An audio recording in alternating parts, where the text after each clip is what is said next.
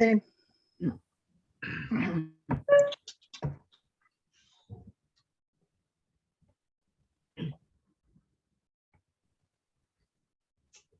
Primero, una simple palabra.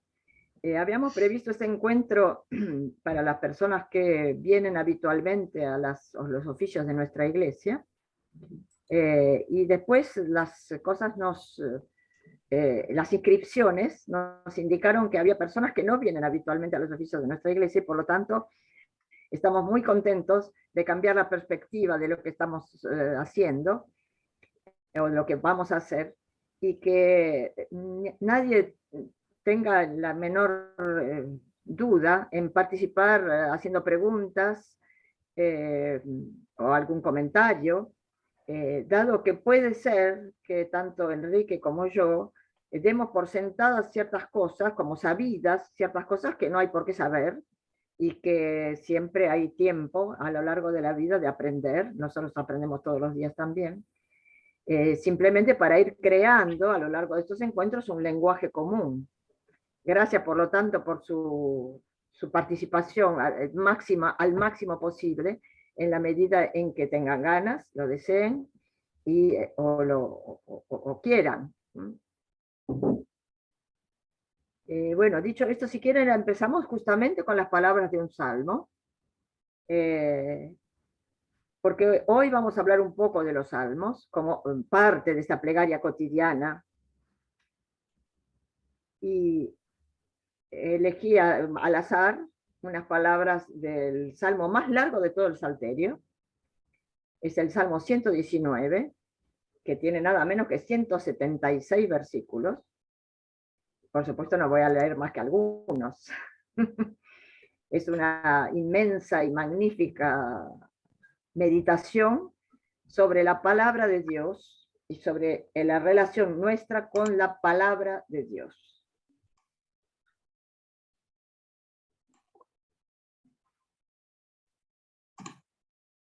Mi herencia, oh Señor, ya lo dije, es guardar tus palabras. De todo corazón anhelo tu rostro.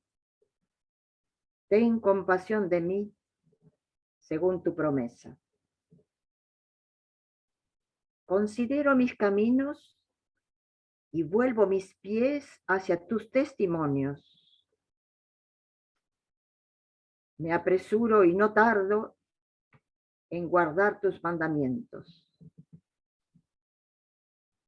A medianoche me levanto a darte gracias por los juicios de tu justicia. Yo, el compañero de todos los que vibran en ti, los guardianes de tus preceptos. Yo alabo tu gracia, Señor, que llena la tierra. Enséñame tus leyes. Gloria al Padre, y al Hijo, y al Espíritu Santo, como era en el principio, ahora y siempre, y en los siglos de los siglos. Amén. Amén. Bueno, hoy es la primera reunión de los 3 encuentros que vamos a realizar en esta segunda parte del año.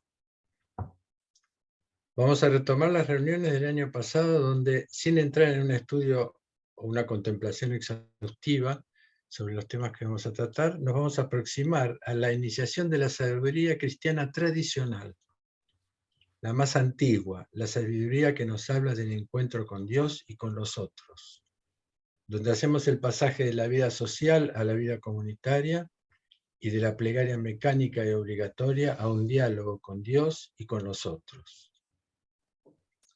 Esta sabiduría permanece inalterable a pesar de que muchas veces las iglesias se fueron transformando a lo largo de los siglos en una institución que se fue haciéndose un organismo institucional, olvidándose de que Jesús no trajo al mundo una nueva ideología, sino una nueva manera de vivir. La proposición de una convivencia cotidiana con Dios. Y el cofre donde permanece esta sabiduría es fundamentalmente la liturgia, sobre todo la liturgia de los primeros siglos. La liturgia, que quiere decir acción del pueblo, es un cofre donde permanece esta sabiduría que permanece y es otro lugar y tiene otro lugar y otro tiempo, donde aprendemos a relacionarnos con Dios en otros términos, sus términos. Oímos su palabra y no la nuestra.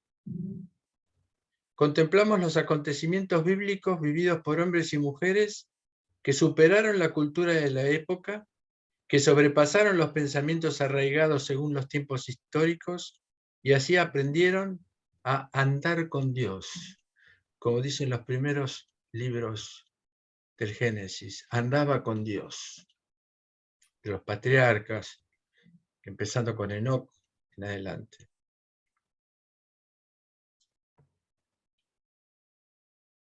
La liturgia es otro lugar y otro tiempo. Aprendemos a relacionarnos con Dios en otros términos que son sus términos. En la liturgia nosotros no hacemos lo que nos parece. Entramos en los términos del tiempo y del acontecer litúrgico, de la celebración litúrgica.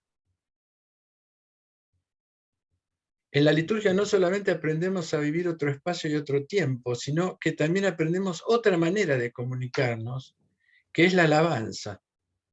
Y esa alabanza alcanza su cumplimiento en el canto. La alabanza es la trascendencia de la palabra concepto, de la palabra discursiva. Nos eleva sobre la limitada visión del intelecto, que tiende a instalar ideas que pueden transformarse en ídolos, generando las controversias y las divisiones. La liturgia expresa a las escrituras, y estas no nos hablan de abstracciones, sino que nos hablan de acontecimientos que sucedieron entre Dios y los hombres. Por influencia griega y luego del pensamiento moderno, la palabra ha quedado vinculada al concepto, relegando la fuerza del relato, que es lo propio de la palabra semítica y bíblica. Y es que el relato tiene mayor capacidad para movilizar los diversos registros de la persona, la dimensión emotiva, imaginativa, simbólica. El concepto, en cambio, alimenta el intelecto, pero al mismo tiempo lo satura. Nos dice Javier Meloni, un monje jesuita, teólogo y antropólogo contemporáneo. Dice, hoy somos hijos de la palabra concepto más que de las palabras relato. Y por ello también tenemos nostalgia de las narraciones. El cine y las novelas son los resquicios que nos quedan para recuperar la narratividad. Estamos viviendo en un tiempo donde sistemáticamente se están agrietando todas las relaciones humanas, producto de las divisiones interiores de cada ser humano. Y esto no es a nivel argentino, sino es a nivel mundial. Estos acontecimientos ya no fueron anunciados por Jesús en el Apocalipsis y en los discursos sobre el final de los tiempos de los 3 evangelios sinópticos, Mateo, Lucas y Marcos. Estos sucesos nos interpelan como comunidad a redoblar los intentos de ofrecer las primicias de una vida posible que cultive la vida interior para poder mantenerse de pie ante los acontecimientos que están y que van a venir. Con estas reuniones nos hacemos eco del pedido de nuestro obispo, que nos exhortó a intensificar la plegaria litúrgica en nuestra comunidad para crear un nuevo impulso en nuestro camino espiritual y eclesial, que es necesario para ofrecer un espacio hospitalario para los caminantes de la búsqueda espiritual. Parafraseando al poeta Machado, podemos decir, los caminantes del andar con Dios. Nos dijo Monseñor Martín que las comunidades deben ser lugares de acogimiento de los peregrinos que tratan de encontrar un sentido y que cada vez tienen más dificultades para encontrar las raíces de luz en medio del derrumbe de todos los puntos de apoyo y de referencia exteriores. Nos decía cómo ser un lugar de acogida para esos peregrinos cristianos o de otras tradiciones, o simplemente seres que buscan. Y gracias a esa acogida, convertirnos en un lugar de transmisión de los sacramentos, de una enseñanza que podría también irradiar sobre el mundo a través de la noción de curación espiritual y de reconciliación. Por eso elegimos la plegaria litúrgica cotidiana como eje de nuestra reflexión y de nuestro trabajo.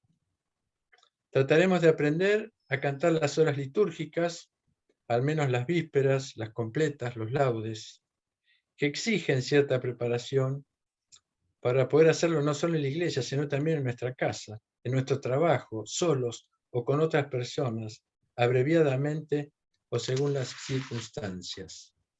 Estos tiempos nos piden la plegaria, el canto, la alabanza, no solamente para nuestra propia sobrevivencia espiritual y psicológica, sino también para la transmisión de eso para todos los que necesiten y que están solos.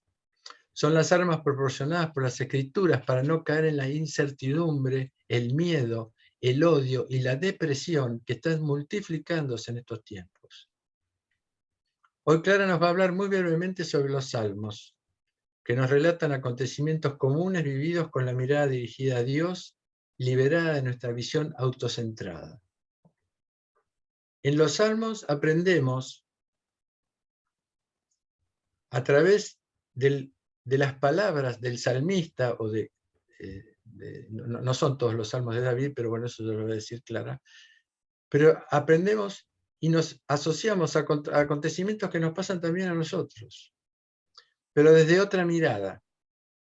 Los acontecimientos cotidianos que oímos en la Biblia, que pasan, que son acontecimientos de todo el tiempo, de todos nuestros tiempos, tienen una mirada hacia Dios. Es los acontecimientos humanos comunes y corrientes, pero con la mirada puesta en Dios y no en el mundo, pero siendo del mundo, participando del mundo. El padre Jacques dice que los salmos reflejan todos los acontecimientos, los símbolos y los personajes esenciales de la Biblia. Los salmos son la Biblia meditada, rezada, rememorada, cantada, danzada. Forman el corazón viviente y vital de la Biblia. Bajo géneros literarios muy variados, los salmos expresan la plegaria de alabanza y de acción de gracias, o la oración de pedido, o las liturgias acompañadas de la intervención y la palabra del Señor. Son la memoria de las maravillas de Dios, profecía de su venida y del cumplimiento de su reino, y todo esto como una actualización en el presente. Allí el tiempo está sintetizado en la presencia ante el Señor, presente y actuante todos los días. El salmista representa la comunidad del pueblo de Dios, y la diferencia entre el salmo personal y el salmo comunitario se borra. Pero para nosotros el uso es más individual, o sea más individual o colectivo según que oremos y cantemos solos o en la asamblea.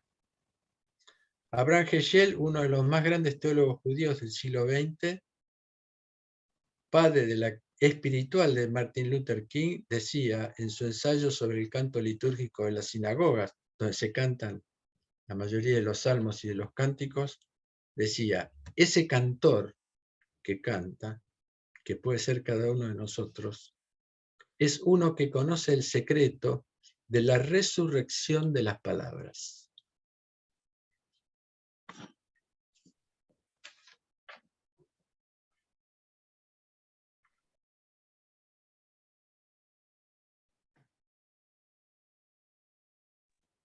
Clara, tu palabra. En este momento yo estoy oyendo muy mal. No sé si ustedes me oyen bien a mí. Sí. ¿Sí? Porque estoy, Sí. las últimas palabras de Enrique no las oí, estaban muy entrecortadas. Espero que no sea mi conexión. No, te oímos perfectamente. Bueno, me alegro mucho. Me dijiste que empezara, ¿no, Enrique? Sí, por eso me pareció raro que te veía, que no decías nada. Perdón por esta falla informática. Perdón.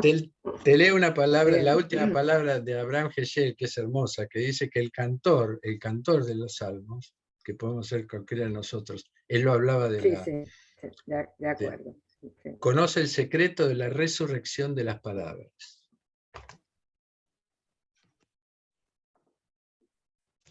Ahora sí.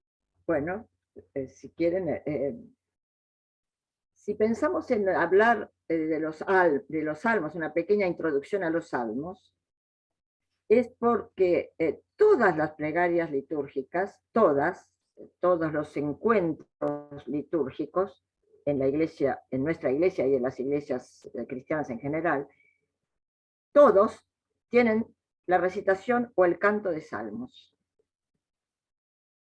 En el caso de nuestra iglesia, es el salmo acompaña muchísimos momentos, a veces integralmente y a veces como cita. Y como lo que desearíamos es que lentamente adoptemos la plegaria litúrgica en nuestras casas, nos pareció bien que el primer gesto, lo primero que queremos hacer es familiarizarnos con los salmos. Los salmos son la materia misma de la plegaria de la iglesia, son la carne y la sangre de la plegaria cristiana.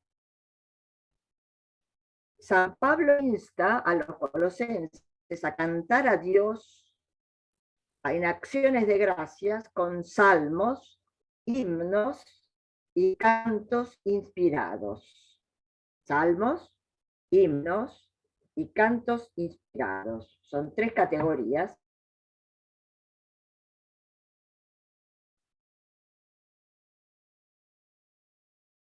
Se corta la imagen, Clara. Clara. Se cortó Clara. la conexión, se cortó.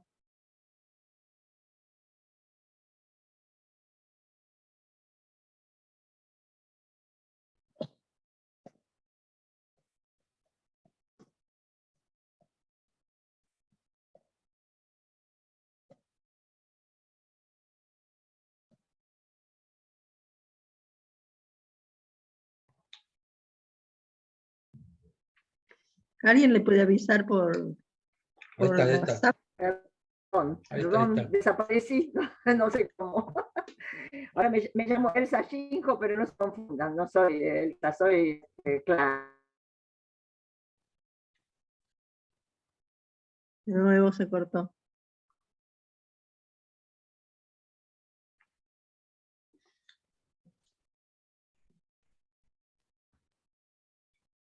Acciones de gracia con salmos, himnos y cantos inspirados. ¿Se sigue cortando? No, ahora no. Ahora no. Lo repito al pobre San Pablo. Salmos, himnos y cantos inspirados por el Espíritu. Son como 3 categorías. Nosotros vamos a hablar hoy solamente de la primera, de los salmos.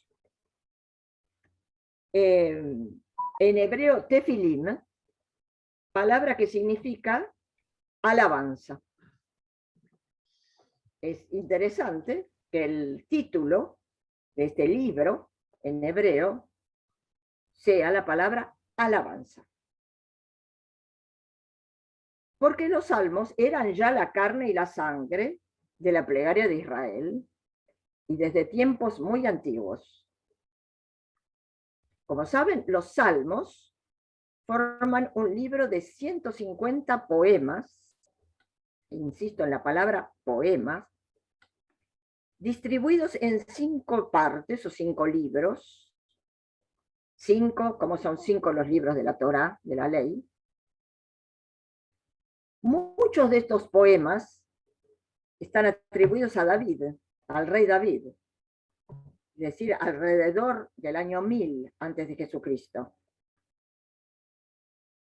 Y aunque la crítica moderna y los modernos exégetas creen que casi todos los salmos son más modernos que David, hay ciertamente algunos de esta época que pueden ser realmente de él,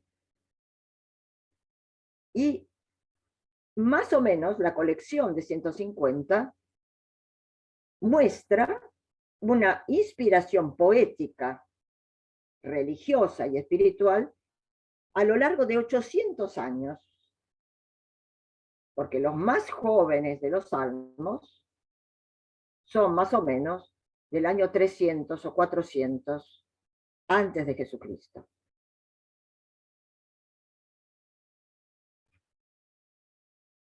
Uno de los más jóvenes lo conocemos, es el que dice: en las riberas de los ríos de Babilonia, sentados allí llorábamos, acordándonos de Sión. Hermoso. Ese hermosísimo salmo que cantamos antes de la Cuaresma, ese hermosísimo salmo muestra su datación. No puede ser anterior al año 587 antes de Jesucristo, año en que parte de la población de Israel fue deportada a Babilonia. Sí, aún así, la datación de los salmos es casi imposible, salvo en ciertos casos. La Iglesia cristiana, como ya vimos, los adaptó y los adoptó sin cambiarles nada, ni una letra. Aunque puede haber cambiado la interpretación de algunos de ellos. Y también las preferencias por uno o por otro. Desde los primeros siglos, los monjes, de los cuales hablamos cuando hablamos de la plegaria sicasta, los monjes se acostumbraron a cantar los 150 salmos cada día. Y hasta hoy los monjes egipcios siguen haciendo eso. Cantan el libro entero cada día. Y solo más tarde San Benito, siempre sobrio y equilibrado, como buen romano, aceptó que se cantaran los 150 distribuidos en una semana. Ese murmullo interminable pasó a la liturgia eucarística, a la misa, que está impregnada de salmos que se citan casi sin que nos demos cuenta. Señor, que tu misericordia sea sobre nosotros. Es el Salmo 33. Oh Dios, ven en mi ayuda. Salmo 70. Demos gracias al Señor porque es bueno. 136. Gustad y ved cuán dulce es el Señor. Salmo 34, etc. Y que a veces aparecen íntegramente, como entre medio de las lecturas, que se pueden cantar salmos completos. Y digo bien cantar, porque estos poemas siempre fueron cantados. Pueden verificar en sus Biblias, en el libro de Salmos, o bien en el libro de Salmos que tradujo Jacques, muchos de esos poemas tienen como título Al maestro de canto. Es decir, el título es la dedicatoria. Está dedicado al maestro de canto, lo cual significa que están dedicados a aquel o a aquellos que van a interpretar musicalmente el texto. No se concebía que ese texto fuera hablado. Se cantaba. Y muchas de las características poéticas de los salmos se explican justamente porque eran cantos. Por ejemplo, los estribillos, las repeticiones, ciertas simetrías, etc. Sería bueno que nos acostumbráramos a orar con los salmos, que ellos se hicieran nuestra plegaria personal, que la adoptáramos. Y así la plegaria personal nuestra, de cada uno, quedaría entroncada indisolublemente con la de la Iglesia y de Israel a lo largo de los siglos y a lo ancho de todo el mundo. Eso es el ideal. Pero es verdad que estos poemas son muy antiguos, con un lenguaje no siempre fácil para nuestra sensibilidad o nuestras costumbres actuales. Fueron compuestos en regiones que desconocemos. aparece en ellos toda una geografía que para nosotros es abstracta. Moab, el valle de Sucot, Edom, Bashan, el desierto de Kadesh, no significa nada para nosotros, y sí significaba algo tan concreto como para nosotros decir La Pampa, los Andes, las sierras de Córdoba o el barrio de Belgrano. Es probable que abramos el libro y lo dejemos 5 minutos después, desagradados por ciertas expresiones que son curiosas. Haz reflorecer un cuerno de fuerza en David. ¿Qué quiere decir eso? No es inmediata la comprensión. Eso quiere decir que le pedimos a Dios que su fuerza enorme, simbolizada por el cuerno del carnero, florezca en la casa de David y su descendencia. Pero hay que explicarlo. Pero es una metáfora poética, es poesía. Exactamente, pero es una poesía en términos que no nos son fáciles de comprender. De la nariz de Dios sube humo, por ejemplo. Es una imagen de Dios un poco infantil. ¿No les parece? De las narices de Dios sube humo. El fuego de su boca devora. Puede ser chocante. Nos puede parecer a nosotros, hombres civilizados del siglo XXI, una expresión casi grosera. Pero es simbólico, ¿no? Es simbólico. Poético, es poesía. La poesía no tiene parámetros lógicos. Ni lógico. Es una metáfora. Exactamente. Eso no quita que puede chocarnos. Puede desagradarnos. Pero no se necesita explicarlo. Claro que es mejor no explicar. Claro que es mejor no explicar. Es mejor dejar yo diría, el misterio de todo este condensado de significación. Claro que es mejor.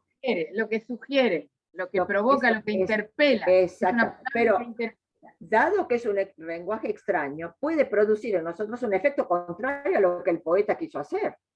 Tenemos que adaptarnos a su lenguaje. Hay que decir además que los salmos fueron compuestos en un mundo esencialmente rural.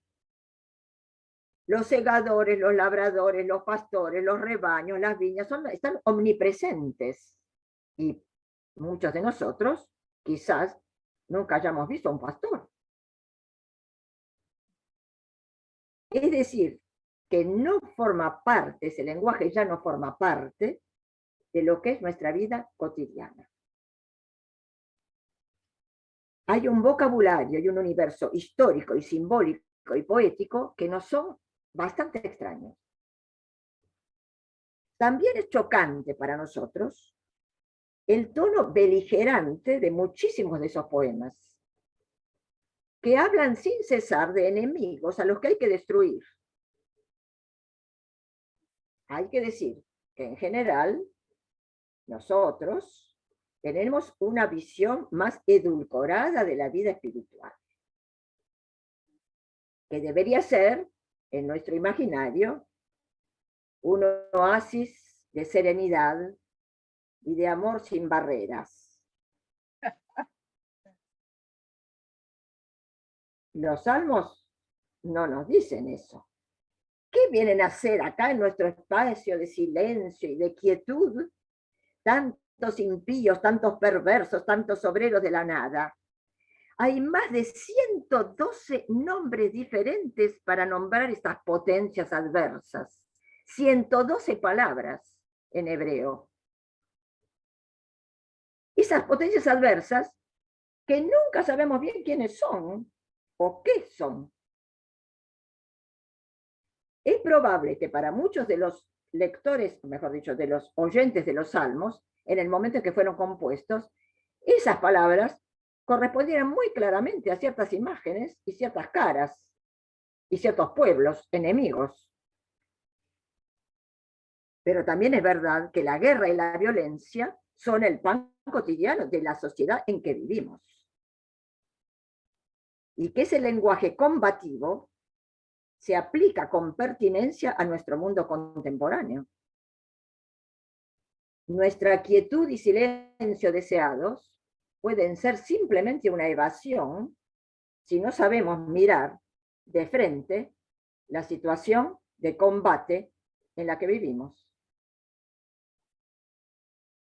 Y sobre todo sabemos que esos enemigos nos habitan, están en nosotros también, que se levantan sin cesar en nuestro camino de búsqueda.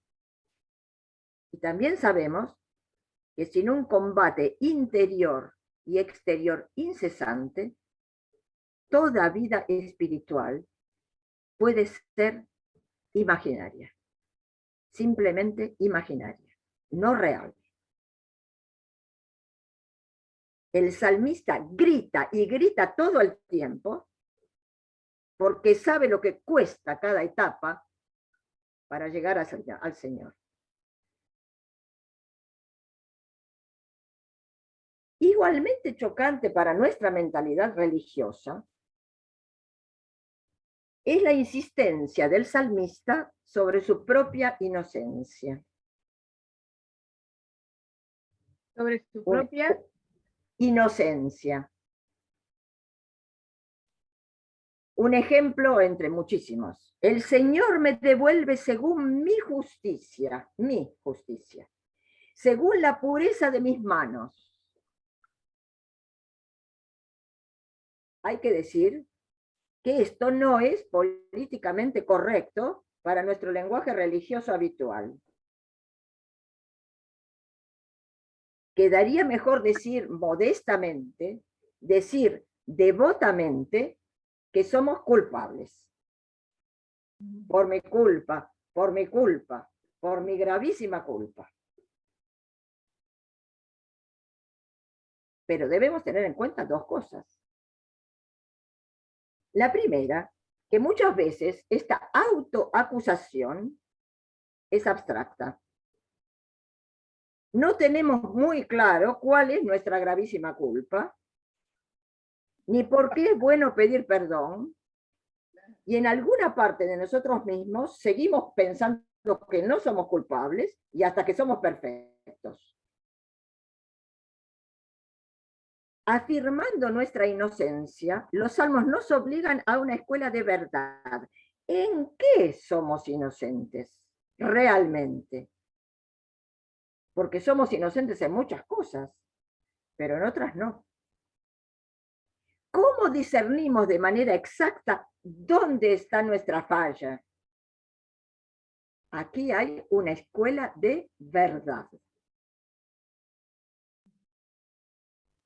La segunda cosa que debemos tener en cuenta en estas declaraciones de inocencia es que, como algunos de ustedes recordarán cuando vimos el Salmo 51 durante la Cuaresma de este año, que muchas veces un salmo describe algo como una escena judicial. Estamos en un tribunal con un acusado, un querellante y un juez. Lo vimos en el Salmo 51. El acusado somos nosotros. Y a nadie se le ocurre que si el acusado afirma su inocencia, lo hace por orgullo o por falta de devoción. El acusado afirma su inocencia simplemente para salvar el pellejo. Eso es lo que intenta hacer el salmista y lo que deberíamos intentar nosotros, salvar el pellejo ante la total verdad del Dios vivo.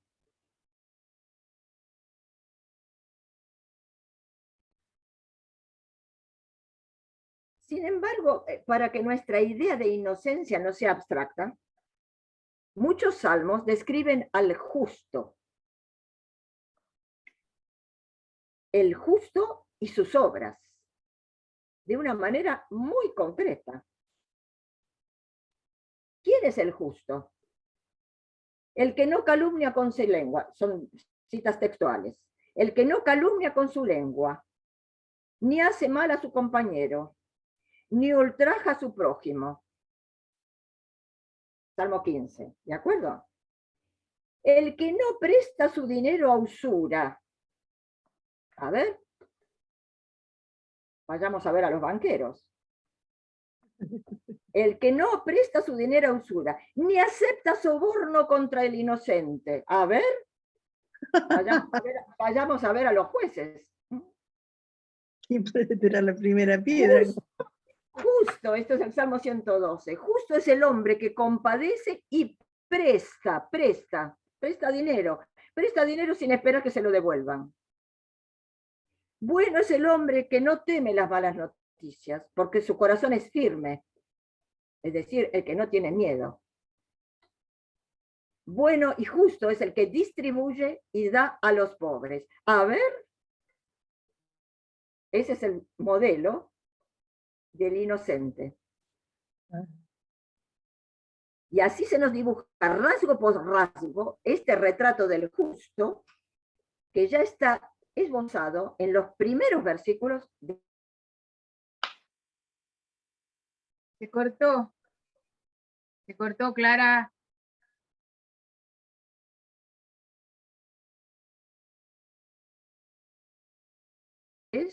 Ni se sienta, ¿cómo? Se cortó. Perdón.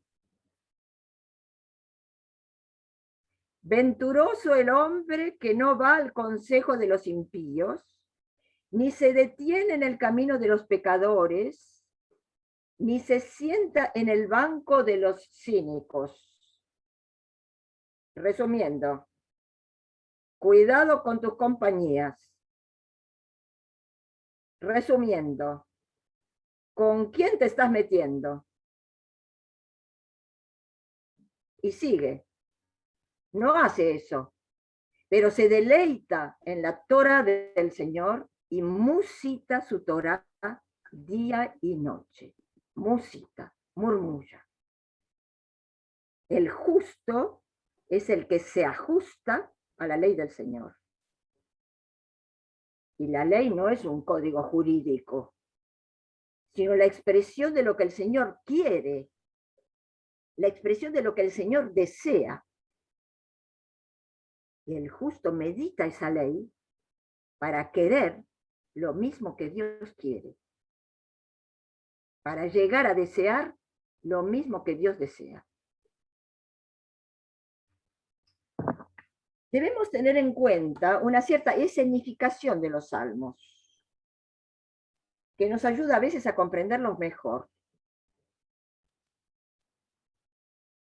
Casi todos los salmos, para no decir todos, son diálogos, porque el salmista le está hablando a Dios, y a veces nos habla a nosotros, a los oyentes, a la asamblea, digamos.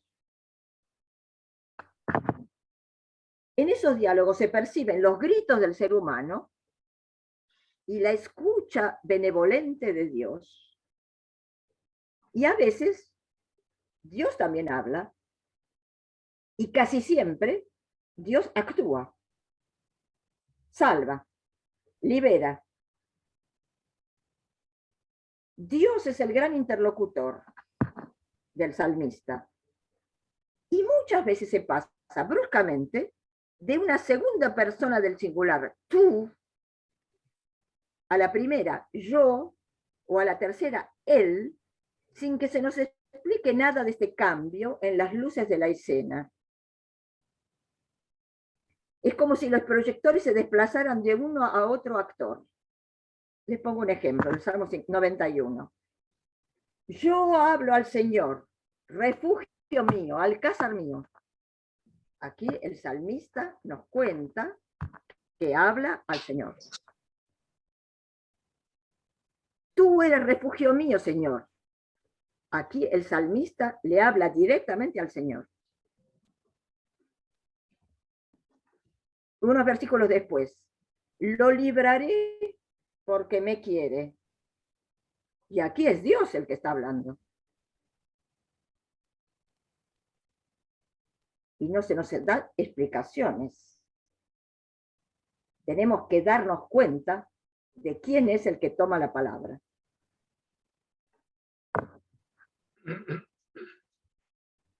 Lo más desagradable para la mentalidad devota, digamos, o religiosa actual, es la familiaridad con que se lo trata a Dios. Es muy claro que para el salmista Dios es alguien muy cercano. Levántate, despierta. ¿Qué estás haciendo? ¿Por qué duermes? ¿Por qué rechazas? ¿Hasta cuándo se inflamará como un fuego tu ardor? ¿Qué estás haciendo? Son imprecaciones a Dios. Es de persona a persona. De persona a persona y con una familiaridad desconcertante para nosotros. En el otro extremo, mi alma se adhiere a ti, tu diestra me sostiene. Una imagen amorosa, muy audaz, que cantamos todos los domingos sin ruborizarnos. Mi alma se adhiere a ti, tu diestra me sostiene. Parece una imagen del Cantar de los Cantares. Tú conoces mi descanso y mi despertar. Desde lejos entiendes mi pensamiento. Esto le dice el salmista a Dios. Conoces mi descanso y mi despertar. Desde lejos entiendes mi pensamiento. En una intimidad inimaginable, mucho más profunda que mi vida consciente. Amorosa. Exactamente.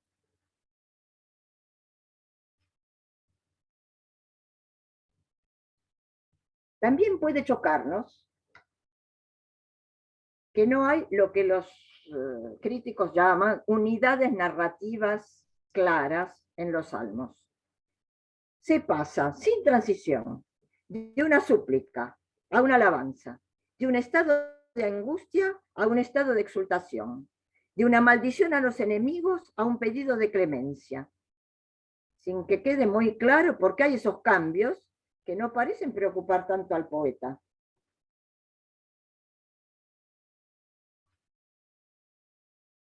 A nosotros nos puede parecer incoherente. Pero si repasamos lo que ocurre en nuestra alma del comienzo al final del día, podríamos comprender mejor qué ocurre en un salmo. Y me pongo como ejemplo. A la mañana el tiempo era lindo, me desperté contenta y canté con toda convicción. Todo lo que respira alaba al Señor. Salmo 150. Pero después tuve que salir a hacer trámites y cayó un chaparrón sin previo aviso, cosa que me pasó el jueves pasado, y me empapé. Y me malhumoré. ¿Por qué, oh Dios, persistes en descuidarnos? Salmo 74. Luego me entero de que fulano estuvo hablando mal de mí. Y me enojé. Líbrame de mis enemigos, Dios mío, protégeme de mis agresores. Salmo 59. Luego me hablaron por teléfono para contarme que un amigo falleció. Mi espíritu desfallece en mí. En mi pecho, mi corazón está desolado.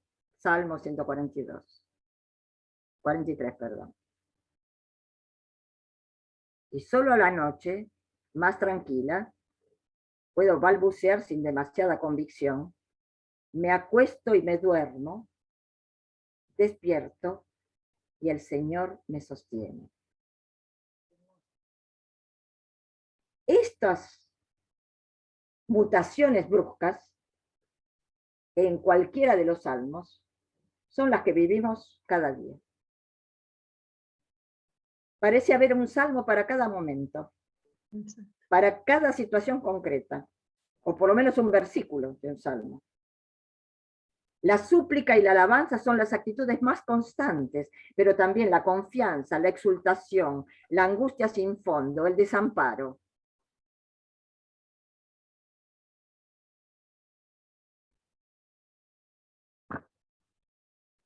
También puede ser que empiece a comprender que el salmista no tiene un pensamiento lineal, como tenemos los occidentales. De eso mismo habló Enrique antes.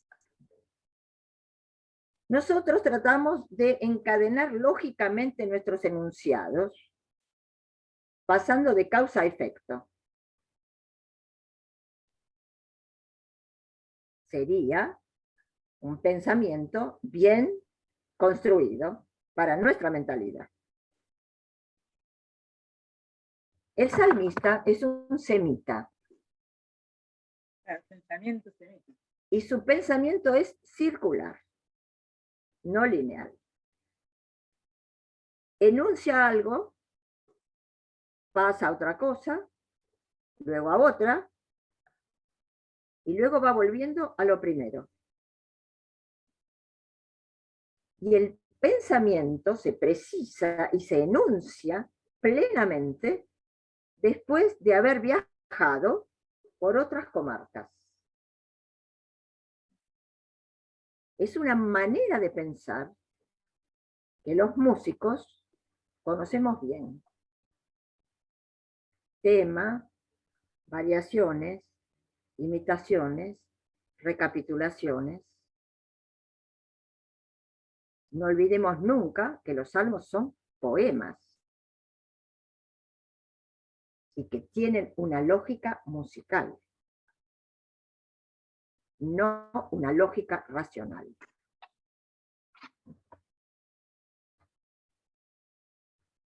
Y quizás pueda empezar a amigarme con los salmos, que no me cuentan una vida espiritual abstracta y fuera del tiempo y del espacio. Me cuentan mi vida, la vida cotidiana, con sus sobresaltos y sus vaivenes, sus desdichas y sus alegrías entremezcladas, con una sinceridad bastante molesta por momentos, bastante molesta para la imagen que tenemos de nosotros mismos como buenos cristianos, como buenos ortodoxos. Es una imagen de verdad, y como es verdad, es disruptiva con respecto a todos los relatos, incluso el religioso.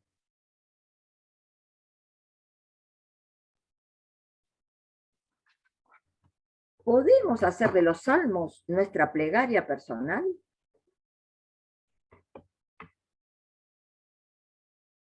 Cuando empezamos a hojear el libro, caemos de golpe sobre una palabra que nos habla al corazón. Pongo un ejemplo que todos ustedes conocen. El Señor es mi pastor. Nada me falta. Es hermoso, ¿no? El Señor es mi pastor.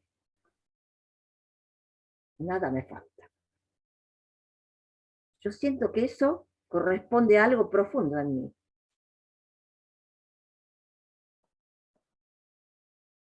Pero si soy honesta,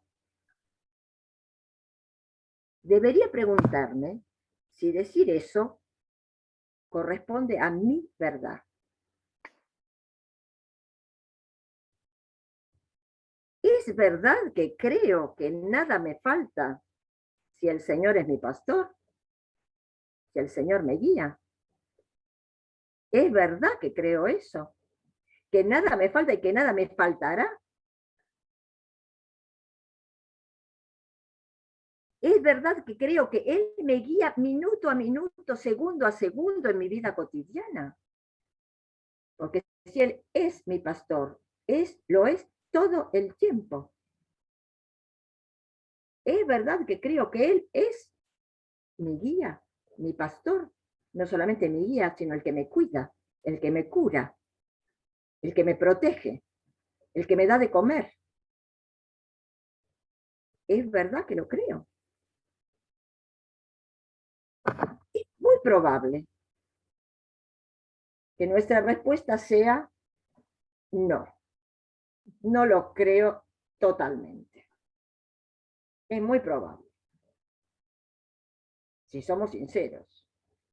Espero que lo seamos. No es verdad que lo creo totalmente. Pero una vez reconocido esto, comprendo también que algo en mí sí desea que el Señor sea mi pastor. El Señor no es mi pastor todavía, pero yo deseo que Él lo sea.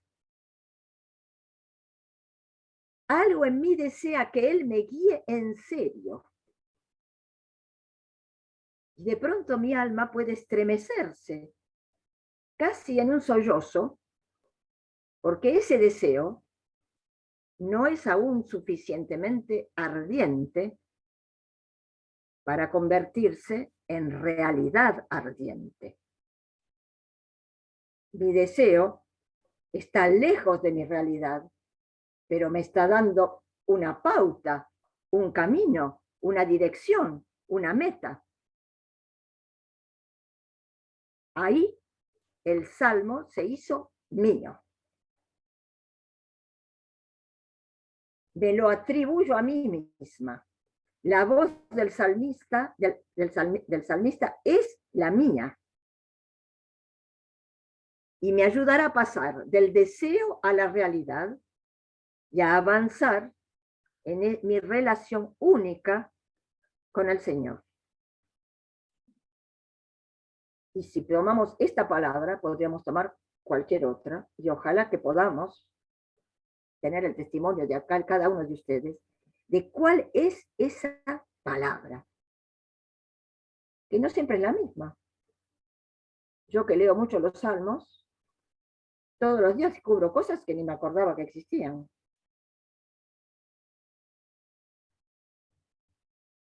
El otro día leyendo el Salmo, el otro día les cuento, leyendo el Salmo 18, caí sobre este versículo. Es un salmo de un Dios de truenos y de tempestades, y de repente, tu diestra me sostiene, como en el Salmo 63. Tu diestra me sostiene. Tu diestra, Señor, la tuya, me sostiene. Y tu humildad me engrandece. Tu humildad me engrandece.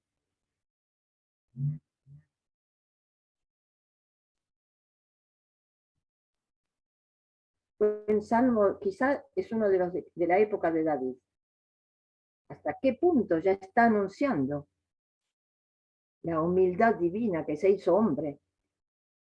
Que más que hombre se hizo carne. Que más que hombre, culpable y condenado a muerte. Tu humildad me engrandece.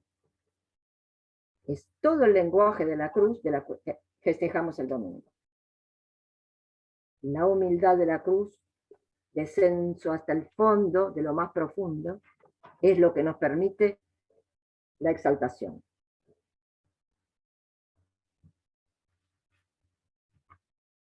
Sin embargo, los salmos no son solo mi plegaria. En esto que acabo de decir podría haber el peligro de hacerlos demasiado míos. El peligro de que solo me interesan los salmos que me cuentan a mí mismo. Los salmos no son solo mi plegaria. Son la plegaria de Israel y de la iglesia. De todas las iglesias. nos obligan a decir palabras que no nos significan mucho, pero que otros cantaron antes que nosotros. Y nos obligan a cantar con otros. ¿Quiénes son esos otros? Son Isaías, Jeremías, David, Salomón. Incluso nos permiten orar y cantar con Jesús y María y los apóstoles.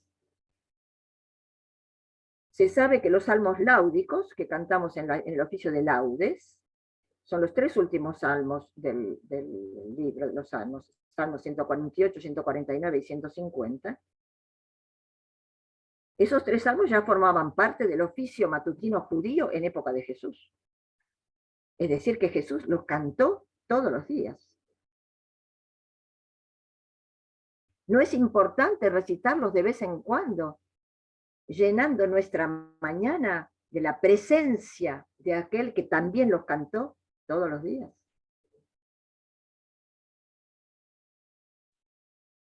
¿Acaso alguien puede decir, Dios mío, ¿por qué me has abandonado? Del Salmo 22.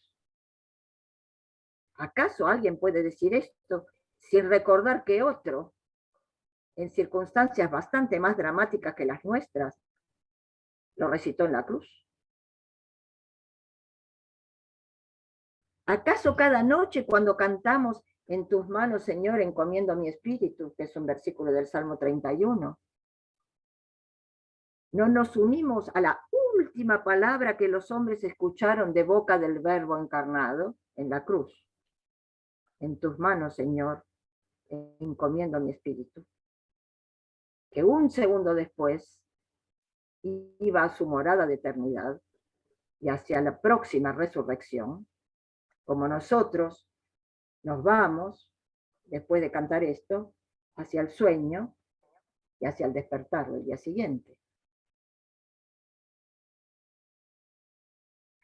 Es importante que nos identifiquemos no solamente con el salmista, sino también con todos aquellos que cantaron los salmos. Y haciendo de los salmos nuestra plegaria personal, nos ensanchamos lentamente, poco a poco, paulatinamente. Nos ensanchamos hasta mucho más allá de nosotros mismos.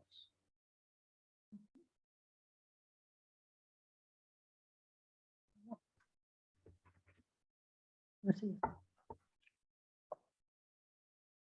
Gracias por la atención. Quizá puedan decir, sí, Mónica. Es como que, viste, hay un psicólogo y psiquiatra que escribió Nuestras zonas erróneas, Van Dyer, que midió todo el plano de conciencia con el que conecta la Biblia, viste, con su método, y dice que los salmos son los que más elevan la conciencia, porque en realidad lo que siento es que son un diálogo con Dios, pero interior y claro, familiar, porque no es afuera de nosotros, Dios está dentro nuestro. Entonces ese diálogo está dentro y está afuera. Es como, diremos, espontáneo, ¿viste? Sin un método, porque el mensaje llega y se recibe también. O sea que yo pienso que no debe extrañarnos, sino que nos debe hacer sentir mejor, porque si no, si Dios está allá, ¿viste? Lejos, no estamos en la verdad, Dios está dentro nuestro, ¿no? O sea, estoy de acuerdo, justamente, pero es quizá una lección. Sí, de acuerdo, Mónica, pero está bien recordarlo. Está bien recordarlo porque podemos tener una imagen de Dios, de un Dios muy lejano, de un Dios que no se ocupa en absoluto de nosotros, que está en sus beatitudes eternas, a las cuales nosotros tenemos que acceder por métodos especiales de elevación. No es la perspectiva de los salmos. La perspectiva de los salmos es un Dios que entra en nuestra historia, en nuestra vida, es lo que he tratado de decirles. Y eso no es tan habitual en nuestra mentalidad religiosa, aún entre los cristianos. No, porque no es eso lo que se ha exaltado, sino que se ha promocionado que Dios está en la iglesia, ¿viste? Y adentro nuestro no. De acuerdo, sí. Perdón, Sí, Mónica Ordóñez, vos levantaste la mano para decir algo. Sí, gracias, Enrique, gracias. No, sí, a mí se me ocurrió en un comienzo que quizás el salmista también nos hablaba hacia nuestra parte inconsciente, hacia hasta nuestro inconsciente, hasta nuestro interior, es la parte oscura nuestra también, porque nosotros no tenemos solamente la parte que se ve, sino que es la parte de adentro que es mucho más profunda, es como un iceberg, ¿no? Que es menos lo que se conoce y más lo que no se conoce. Entonces pienso que el salmista es una apreciación personal. Me alegro que tengas esa apreciación, pero la de casi todos los padres de la iglesia. Que quizás esa es la parte nuestra oscura que el salmista quiere ir ahí para desatar eso y para que realmente nos enfrentemos con ella y trabajemos un poco esa parte nuestra que realmente vale la pena, eso simplemente. Y de identificación con el espíritu, no con la sombra. Es al mismo tiempo, cuando hablamos de la lucha y de los enemigos que aparecen todo el tiempo en los salmos, hay que identificar esos enemigos, ¿no es cierto? Uno de los trabajos espirituales es identificar a los enemigos, y todos sabemos que los enemigos están en nosotros. Nuestros principales enemigos son esa parte de sombra o de inconsciente no trabajado, que los salmos nos ayudan de alguna manera, no diría a enfrentar, pero por lo menos a identificar, por lo menos nos ayudan a identificar. Yo sé cada uno de nosotros sabe cuáles son sus enemigos. Uno es la cólera, el otro es la irritación, el otro es la avaricia, el otro es decir, es exactamente lo que los padres de la iglesia, de los padres del desierto, llamaban los logismoi. ¿Se acuerdan que hablamos de eso cuando hablamos de la plegaria sicasta? Exactamente, los enemigos pueden ser esos, pero pueden ser también enemigos exteriores, también, con nombre y apellido. Sí, Beatriz. No, eso me parece que tal vez podría ser lo que los hace universales. Los seres humanos tenemos todas esas cosas en el alma, y no, aunque haya parámetros culturales y temporales diferentes, de todo tipo, nos reconocemos en esas pasiones, en esas oscuridades, en esas bellezas, en esas búsquedas, y somos uno ahí, con toda la diversidad rica de la humanidad. Por eso me parece que no tienen una dimensión limitada, son ilimitados en la profundidad del sentido, en la polisemia del sentido, ¿no? Totalmente. Que eso da una ternura particular, porque somos así, somos así. Sí. Da una ternura y da una verdad. Es lo mismo que decía Mónica recién, Mónica Ordóñez, porque hay varias Mónicas. Es el reconocimiento de esa verdad en nosotros mismos. Quizá lo más rico de este lenguaje de los salmos es que nos sitúa siempre en la realidad, por más que cueste. Creo que también está esta búsqueda de la palabra, ¿no?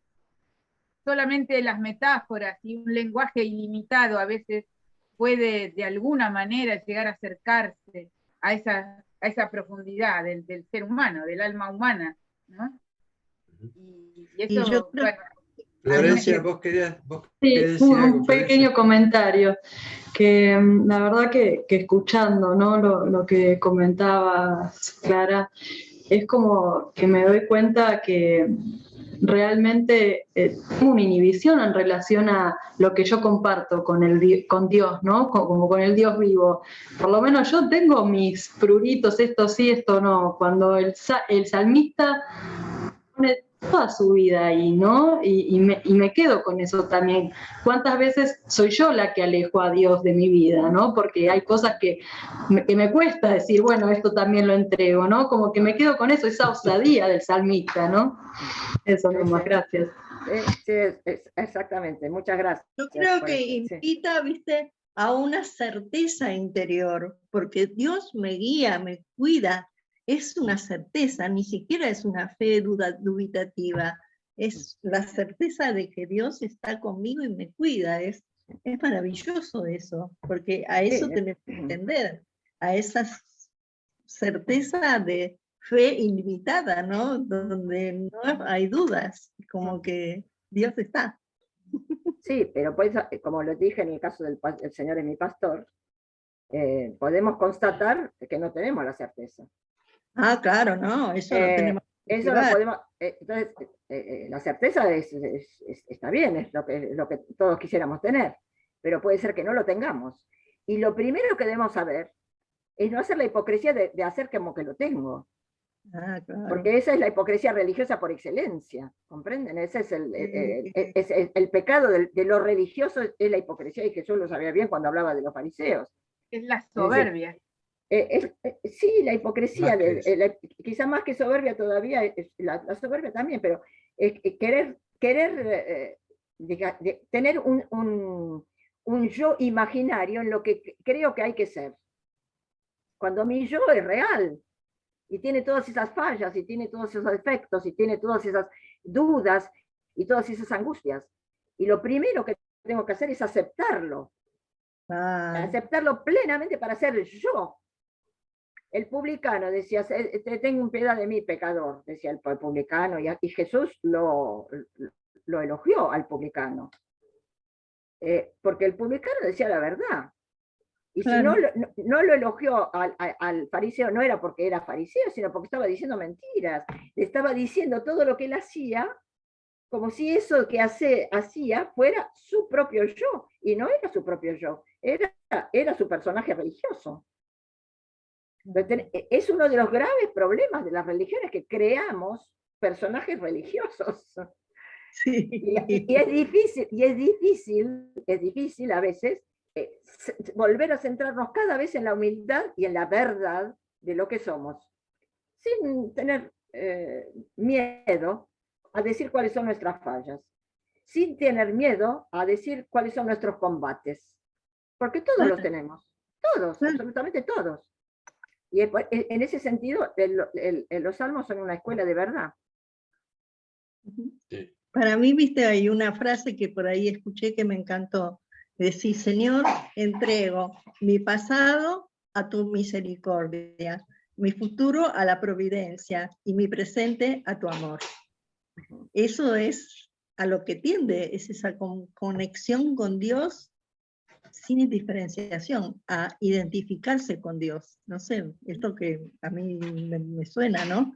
Pero es como que eso es lo que tú dices, que ¿quién cree que Dios arregla todo en la vida? ¿Quién cree que Dios proveerá? Nadie.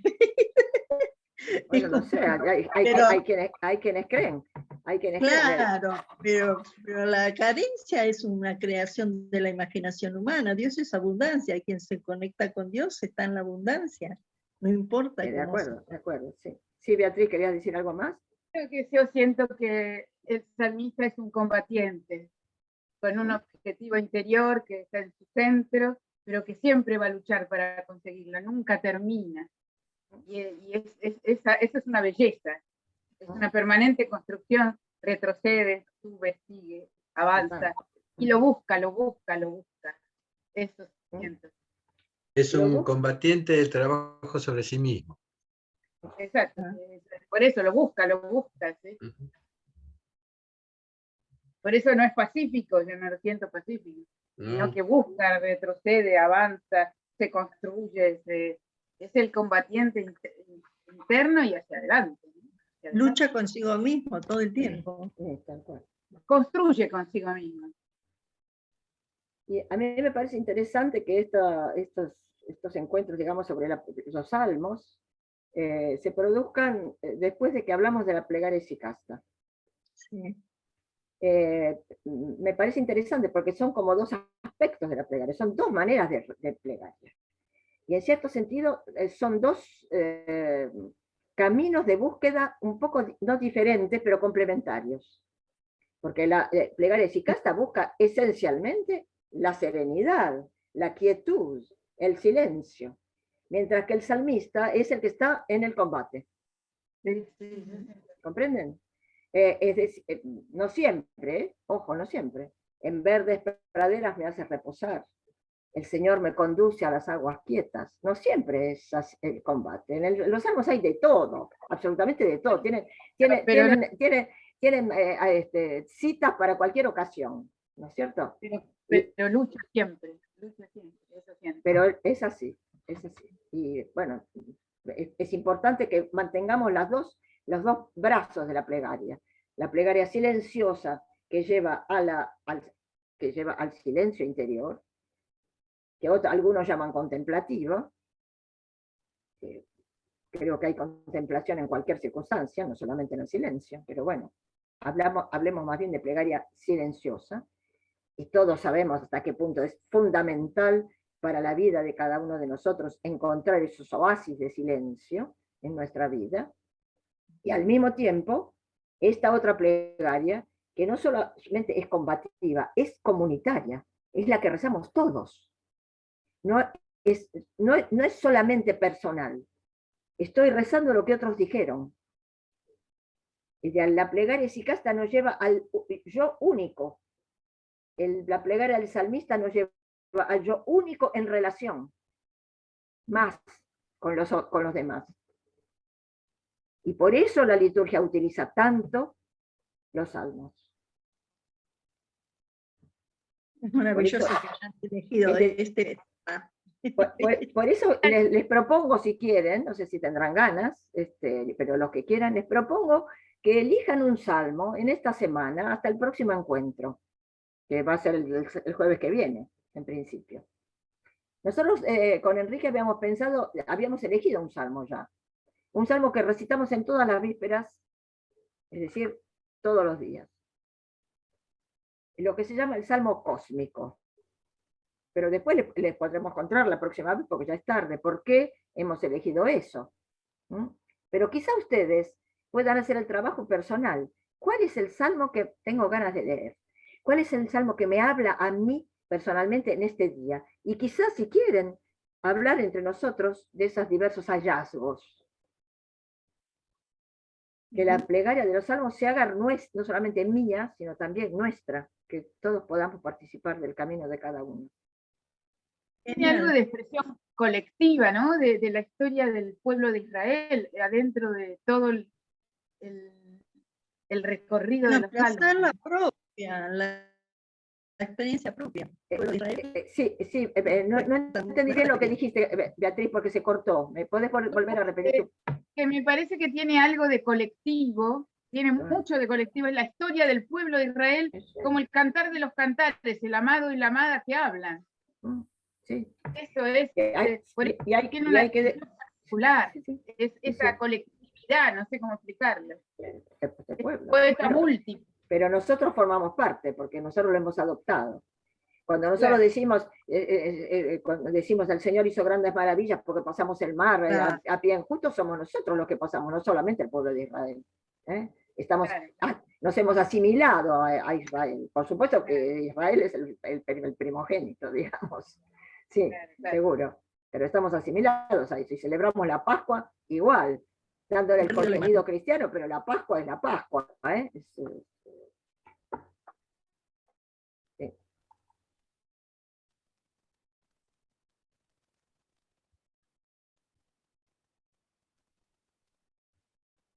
Quedamos, sí, Mónica, sí. Sí, discúlpame, Clara, lo que no interpreté mucho es la consigna. ¿Qué sería? ¿Buscar un salmo por día o sería el que nos represente más? ¿Cuál es la consigna de la tarea, digamos, objetiva, ¿no? Bueno, yo no quiero no quiero usar términos escolares, pero digamos, quizás sería bueno que cada uno elija un salmo para decir, este salmo es importante para mí estos días. ¿Por qué? ¿Por qué? Simplemente. Por supuesto, si se quieren leer los 150 para elegir uno, me parece magnífico. Van a ser como San Benito, los 150 en una semana. los benedictinos, y casi todos los monjes hacen eso ahora. Bueno, muchas gracias, Clara. No, gracias a ustedes. Muchísimas gracias, y si tienen ganas, nos encontramos el jueves que viene, entonces con esta consigna y con los deberes hechos. A ver si podemos realmente hacer de estos encuentros una, ¿cómo podría decir? Una ocasión de compartir algo de cada uno, de lo que cada uno vive con Dios, ¿no? Es verdad que puede ser muy íntimo para algunos, pero los que quieran, que lo hagan. Muchas gracias. Gracias. Gracias, Clara. Gracias, entre tarde. Gracias, hermoso. No, ya sabemos. Gracias. Quería decirles una cosa, perdón. Sí. Nosotros hemos editado un pequeño libro con las vísperas, las completas y los laudes. Todo, no solamente los salmos, por supuesto, sino la estructura de estas plegarias, que se vende ahora en la librería. Estela lo está mostrando. A ver, muy bien, Estela, muy bien, yo también lo tenía acá, muy bien, es esto. Está. Los que quieran, recomendamos un poco, si los que puedan comprar este libro, encantados, porque va a ser un poco, digamos, la osatura de estos encuentros para llegar a que cada uno pueda recitar sus horas cuando lo desee. Pero hay algunos que viven lejos. Es decir, ¿dónde se compra? ¿Dónde se compra? En la iglesia. ¿Pero cuándo? Y cuando hay liturgia, por ejemplo, este sábado va a haber liturgia, sino habitualmente los domingos, a partir de las 11:30 de la liturgia, y se puede hablar con Estela para que tenga los libritos dispuestos, digamos. Si algunos viven lejos, como por ejemplo... ¿El sábado a qué hora, Estela? ¿A qué hora el sábado? Bueno, es a las 19 una liturgia, bastante larga, por otra parte. Es decir, que calculo que va a durar como hasta las 8:30. Pero desde las 6 puede ser, así no tengo que salir de la liturgia, a las 6 de la tarde. Bueno, está bien. O después de la liturgia. O después de la liturgia, después de las 8. O a las 6, de 6 a 7, o de 6 a 7:30, o a las 8:30. Perfecto. ¿Es a las 7:30 o a las 7, Enrique? Habíamos pensado a las 7. A las 7. A las 7, de acuerdo, a las 7. Entonces de 6 a 7. Bueno, perdón, quería, por ejemplo, a Daniel, si él le quiere, yo le puedo mandar el librito por mail. Quizá Graciela también, Graciela Bota. Sí, ¿Te interesaría? Yo le puedo mandar me gustaría. el PDF. De acuerdo, sí, perfecto. te agradezco. Muy bien, muchas gracias. Bueno, gracias a todos. Bueno, Gracias.